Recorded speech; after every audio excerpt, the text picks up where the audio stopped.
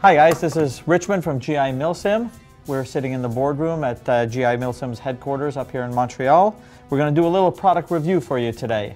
This marker that I'm holding in my hand is the FM50, which is our scenario marker. Number one of the main features of this marker is the reversible breech. You have, here, I'll just put that on there to give you an idea how it goes. You have a left and right side breech. All you have to do in this aspect is you have a pin you pull back, you slide the breech forward, you take the feeder off. You have two pins right here. You pull the pin back, rotate the breech to the opposite side, and now, voila, your feeder is now on the other side. You slide this off, slide it back on. For you true Milsim players or guys that are doing any type of training, you can also get this marker with a 20-round live clip, meaning you can remove the feeder, put on a blocker, you drop the clip, you put in a live clip. You do the same thing with the breech. You pull the pins down, you rotate the breech till it's feeding from the bottom. Now you have a clip-fed marker. We have gone with a top cocking system, which eliminates the need to have a slot cut in the side, which allows all kinds of dirt to get in there. To take this marker apart and show you some of the special features that are inside the marker, you just hold the cap with your finger. You have a pin right about here. Push the pin, pull it out. Simple as that.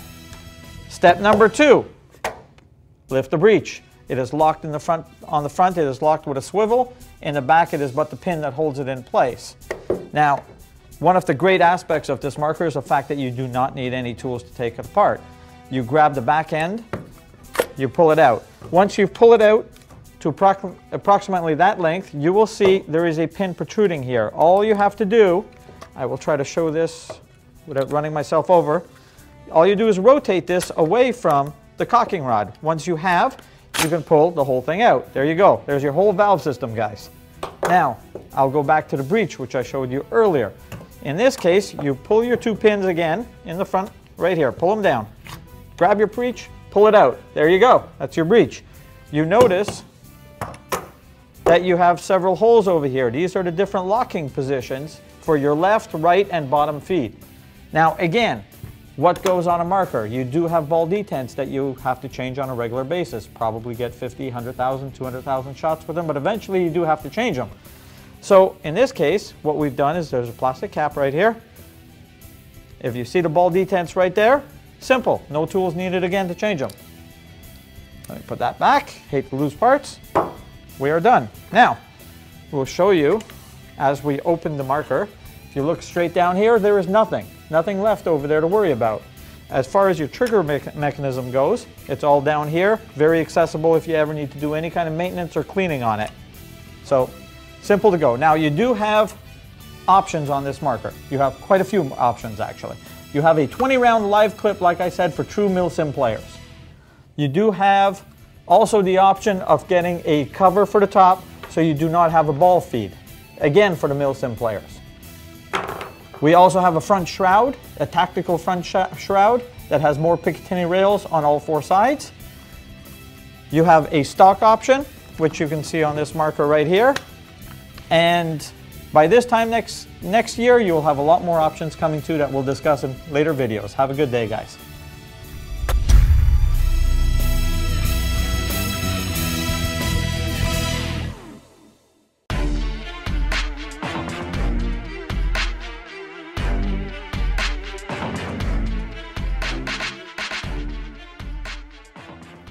All right, folks, it's Richmond from GI Milsim again, and it's time for a little Q&A.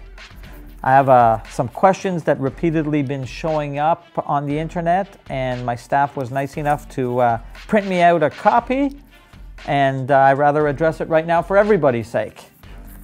Number one, is GI Milsim just another Gardner Smart Parts company?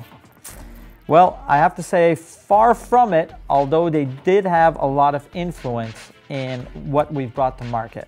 Let me tell you, I've approached them going back quite a while now, explaining to them what I was looking to do towards 50 caliber. Remember, I am a paint guy. I make paintballs. They are marker guys. They make markers. Although I do have a history with markers with the old Matrix, which we eventually ended up selling off to Dye. I am primarily a paintball guy. I explained to them what we were doing. I showed them what we were doing.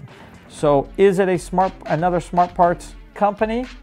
No, it is another Richmond, Italia company. Why is it called GI Milsim? All right, there's been a lot of speculation on this one. The truth behind it was GI was already the name that we were planning on using from the very beginning. That was when it was only myself and my brother involved, which would be Richmond and Richard Italia. Milsim is because we were targeting making a military simulation product. We were looking at the adventure side of paintball, not the sports aspect of paintball. It does happen to turn out that I stands for, it does not stand for, but it happens to be my last name of Italia. And now that the Gardners are partners in this and their last name is G, GI is very fitting, but that is not how the name came about. Question from somebody who said, how is switching from 50 caliber an advantage to a field and the occasional recreational player? Well, the field side is very obvious. They shoot millions upon millions of paintballs in their indoor field, outdoor field. The environmental impact is so much reduced with a 50 caliber that alone should be enough to sway a field owner. But over and above that, the impact, a 50 caliber only carries 5.1 joules of energy, as opposed to 13.38 of a 68. What does that mean? It means one thing, it hurts less. Simple. Younger kids can play, the markers are much lighter, much easier for women, much easier for wimps like myself.